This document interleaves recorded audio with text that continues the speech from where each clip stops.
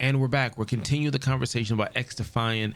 Axadev became Axadad. We're talking about stuff that you guys put in the community. You might not have Discord, you might not have social media, but you got me. Panthers Den, let's go. Kalikalikalow.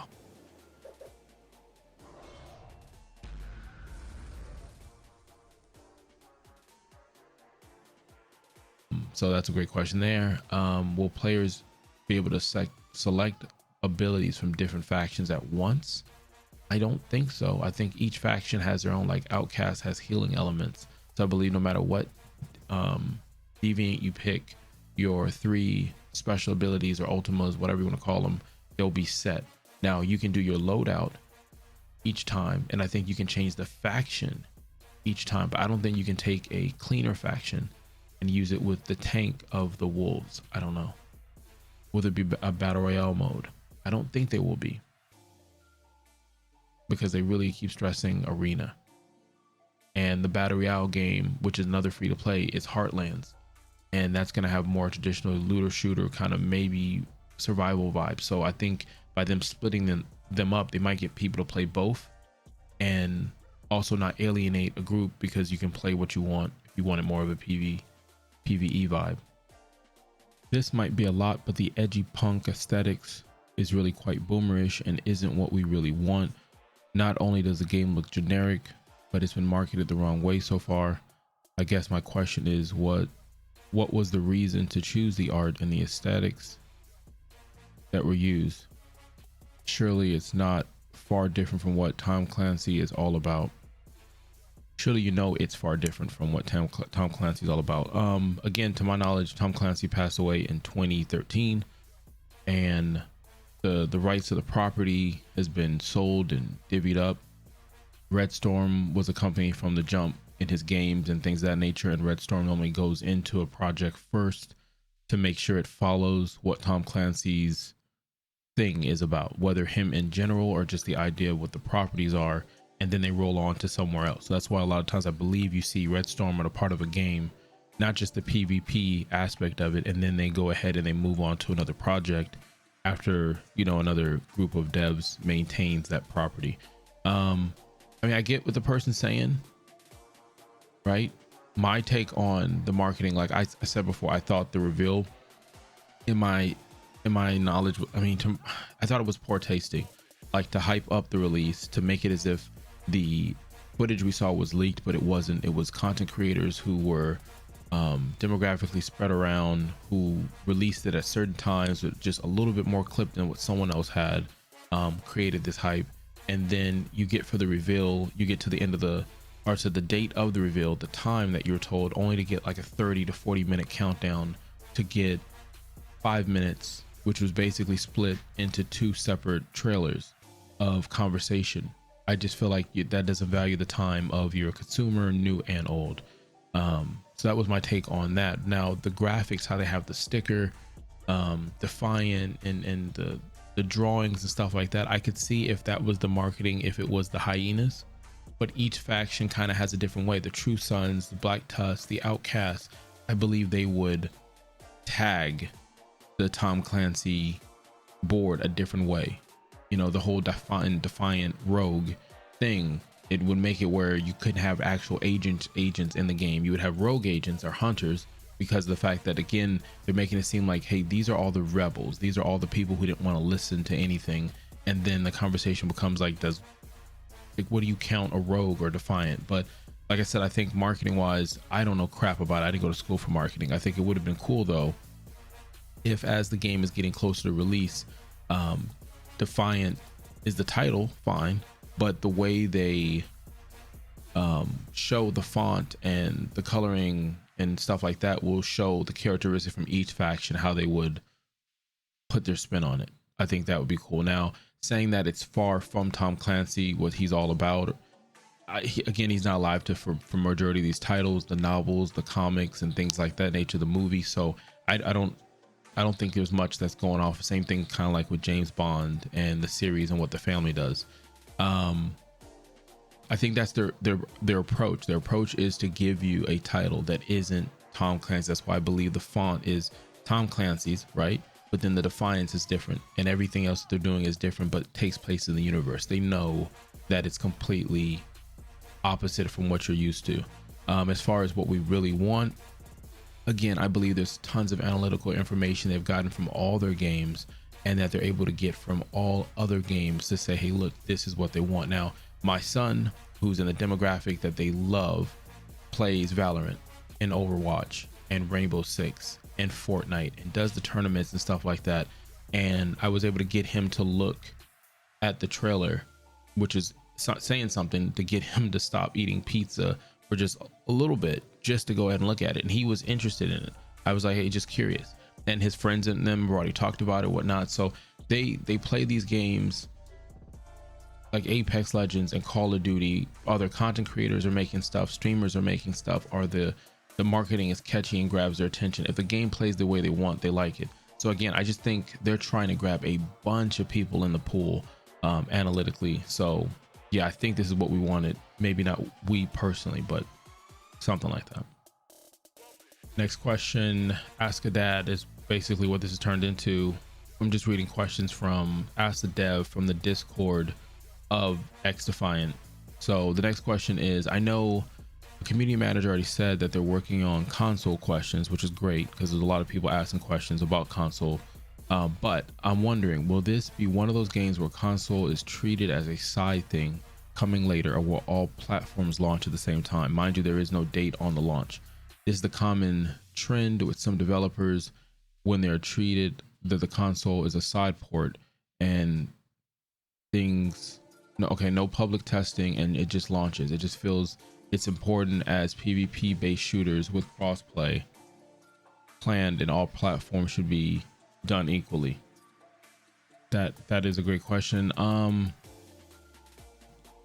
The best way I can put my 2 cents in on it is they are treated as a side port because they are a side port. I'm learning about it more and more, and put in the comments what your feel on it is. But playing Division, the series, from PlayStation from the jump, never thought about playing it on PC, and then got a really good gaming PC and a laptop, and so now I play that, and I play Destiny 2. You can completely see the difference. And for people who understand the tech part of it, console is a port of what PC is. And you look at the graphics and how the game plays.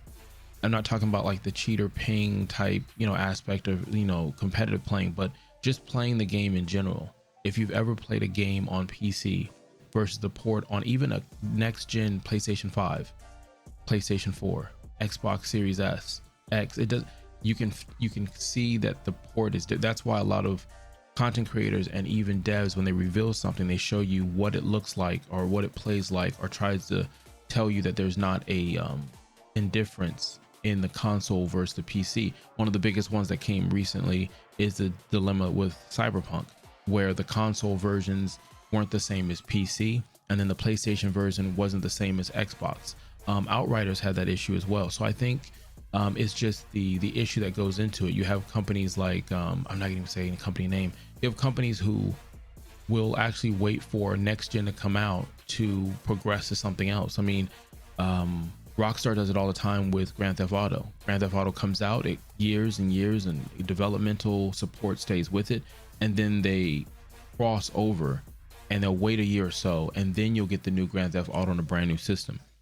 So it could be a multitude of things that are happening. There's no street date on when this game is going to come out, no release date yet. No information on how they're doing their beta. But as far as again, the public testing side, as far as what I've seen from Ubisoft, they do public testing, but it's only on PC, because I honestly think you can control PC as far as the beta and when you launch it and when you shut it down. Scavengers did the same thing. 9 to 5 did it. There's a lot of games that do. I mean, matter of fact, think about Fortnite. One of the things that Fortnite did that was really smart on their part is, because they put it as a beta, they were able to bypass a lot of the stuff that Sony was saying they needed to have requirement for as a regular live game. So they were able to constantly tweak and add updates without going through a bunch of obstacles. So I think that's what it is. I think to answer the question without being official or anything like that, I think Yeah, I think there's ports. I think there's games that are ported from PC from next gen to current gen, and that's just what it is. So I don't think developers treat it as a side thing. I think that's just what the limitations of the technology is, and the execution from the executives are the people who help manage or plan it. Again, I think devs work on a game, they work on the aspect of it, and there's so many that work on different levels of the game. But to say developers as a whole, I don't know. Next one, is there going to be PC, Xbox, and PlayStation 4 crossplay? Great question. I know Battlefield 2042 is supposed to have progression, but the progression is a little different. But I think the gaming industry understands that. And like a video I did a long time ago of what I believe next gen is, I think this should be a next gen feature. It should be something that's automatic. We shouldn't be asking questions about streaming mode.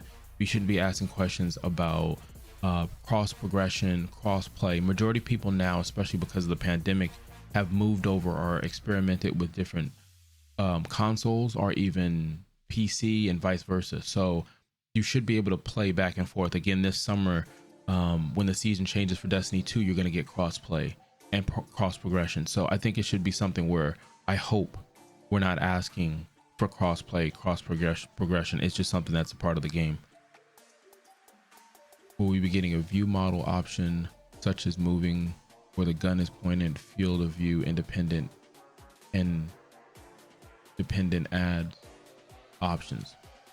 Don't know what that means. You can put that in the comments if you can help me on that. Your reveal trailer says you want to work with the communication and help from the community.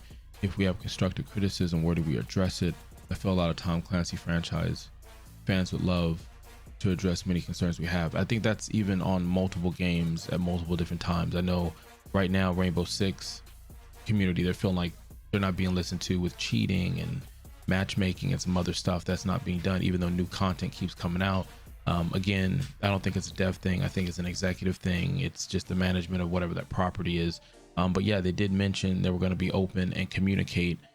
But like I said, you tell someone to show up at 9 o'clock, just making up a time, but you don't start until 9:30. It doesn't really value the time.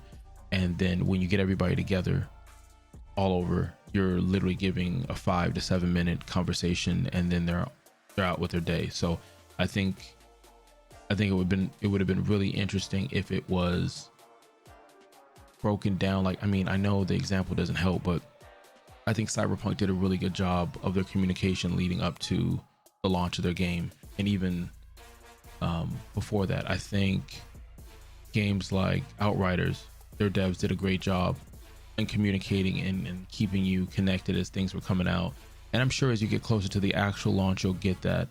But I think the communication, if I'm not in charge of anything, I don't know anything, but I think it would have been really cool if it was that reveal trailer would have given, and don't get me wrong, I get it, information came out later on that dealing with Cyberpunk, what was told versus what actually was given, kind of like WWE 2K20, where no one had people didn't really have a chance to see it.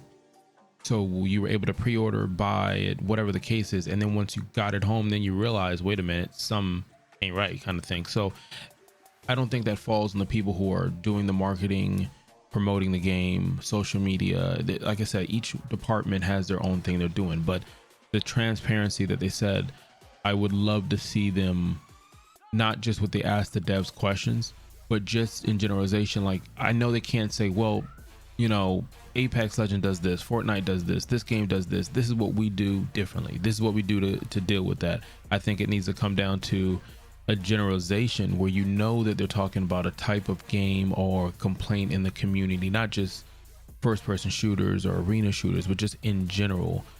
I don't know. I mean, the gaming world is realizing, again, multi-billion dollar industry, and we're starting to understand exactly what happens behind the veil. But you're looking at, you know, indie developing companies putting out games without the publishing and marketing powerhouse that is a AAA company, and they're really doing some amazing games, whether revolutionizing a certain genre or putting a different spin on it, or just visually, and just like, again, you have all these titles that are, you know, indie.